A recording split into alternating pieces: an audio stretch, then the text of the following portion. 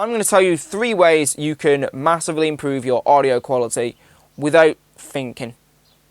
First of all, put your microphone closer to the subject. What I'm doing right now is the closest I can possibly get. I'm using a lavalier mic, which is literally attached to my shirt right now. You can see it there, that little black smudge. That's the closest I can get a microphone to me. The closer you get your microphone, the less gain you have to introduce, which in turn creates less noise and you can get much cleaner, focused audio. Of course, with putting a microphone such as these really close to your face, they do end up with pops and bangs, also known as plosives. Plosives are letters P, B, T, K, S.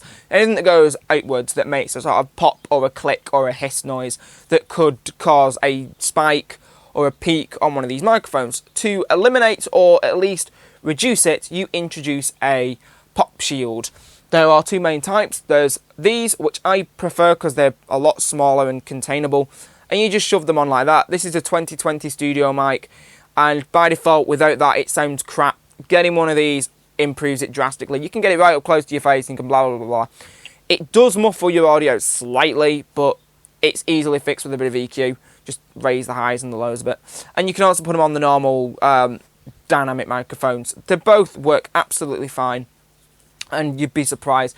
Another type of pop shield you can get is one of these. This is what a lot of people use when they're doing like vocal work, because they don't introduce the problem this does. Because this is quite thick foam, this actually messes up the frequency response. Well, these don't. They don't actually muffle your voice at all, really, because it's such a thin layer. But they do reduce the pops and the hisses and things like that. So definitely invest in one of them if you can. If you can't, there is actually a way of getting good quality audio, and I'm doing it right now. Point the microphone in the wrong direction. It sounds stupid, right? If you watch a lot of American talk shows, you'll see one of these pointed at the interviewers, and they'll be pointed like that. Now, any audio engineer who's worked with these microphones, these condenser microphones, know that you actually put your microphone upright like that, pointed at your face like that. That is how it picks up audio, because the diaphragm's right there, pointing outwards as a disc, right? It's quintessentially the same as that. The one in this is actually circular there and pointing outwards like that, so you point it like that. But you don't, because that's going to cause a lot of the pops and the plosives pointed at that area. So what they do is they put it at an angle, so you're actually talking across the diaphragm instead of into the diaphragm, kind of like strumming across a guitar.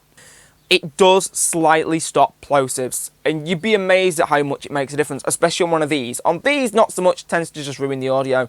If you speak into it like that, it does sound a bit crap. But actually speaking across the diaphragm and not into the diaphragm does improve it. It's not ideal. It's more or less a last resort if you can't get hold of a pop shield, but it does improve the audio. Finally, use the right microphone for the job.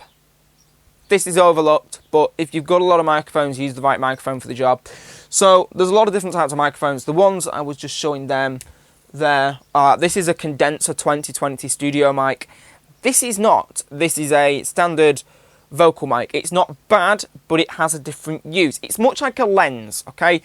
If you deal with lenses and you deal with cameras, you know that you don't shoot absolutely everything with a 70 to 200mm, or at least I hope you don't.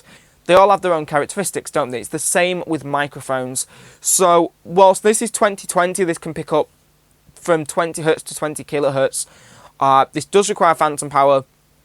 It does create much better sound, and this is great for guitars. This is good for vocals. It's not very good for guitars, but it's good for vocals, and with enough tweaking, you can get it sounding fantastic.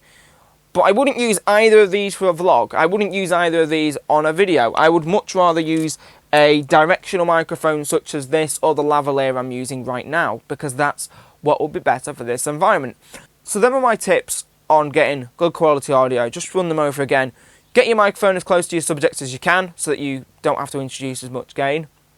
Second, protect your microphone, use pop shields or angle it correctly so that you don't get the plosives. And finally, use the right microphone for the job.